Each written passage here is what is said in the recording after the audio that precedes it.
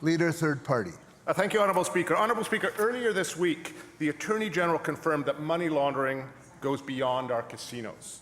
Our biggest city is not just known for the dubious criminal distinction as the Vancouver model for money laundering, it's also known as the luxury car capital of North America, fueled in part by suspected criminal activity.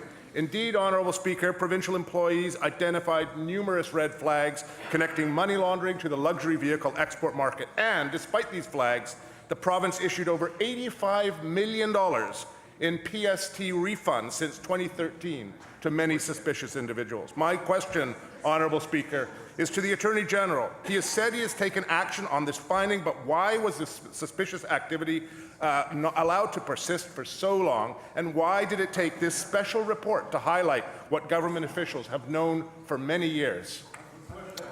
Attorney General. Thank you very much, Honourable Speaker. I thank the member for the question. This is obviously a very serious issue, and I'm very grateful to Dr. German and his team. Former Chief Lepard was a key part of this report that uncovered this troubling information. Among other things, car dealers saying they're in the middle of money laundering, uncovering the use of straw buyers to purchase luxury cars, thousands of straw buyers acting on behalf of exporters who are the true purchasers, claiming PST rebates, people with extensive criminal backgrounds running resale operations of luxury cars, people who wouldn't qualify for a liquor license or other government licenses, but allowed to operate and run these businesses. Obviously, major issues. And one of the reasons, the member asked why has it taken so long to uncover these things, one of the major reasons that has been a theme throughout Dr. German's reports is a lack of oversight, a lack of enforcement, and we are moving quickly to address those issues. The finance minister is obviously reviewing this program, making sure that criminals don't get PST rebates for a starter, which seems like a pretty good start.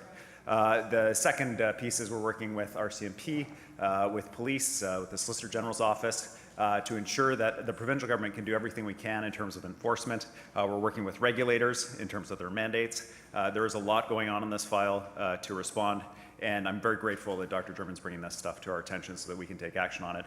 And I agree with the member. Why did it take so long?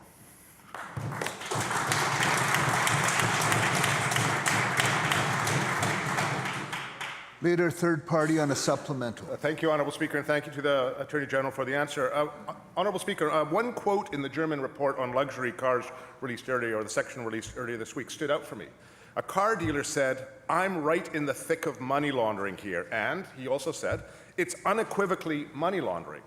It's not surprising, Honourable Speaker, he came to that conclusion when it appears to be that a regular occurrence for cars to be bought with bags of cash, sometimes in the hundreds of thousands of dollars, with zero reporting requirements to the industry, in the industry. It's absolutely crazy what's happening in BC, not just in casinos, but in the luxury car sector. We know the next chapter of the German report will tell us the extent of money laundering in our real estate sector.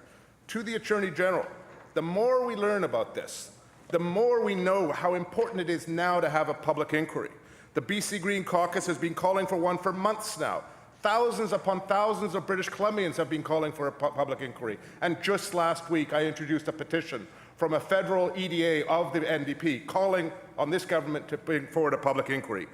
My question through you to the Attorney General is, will this government launch a public inquiry, and if so, when? Attorney General. Thank you very much to the member for the question. The member knows, and I've outlined for him and for the legislature, our government's approach on this, which has been to identify what's happening right now and move as quickly as we can to stop it. We've had some success in the casino sector, stopping the bulk cash transactions.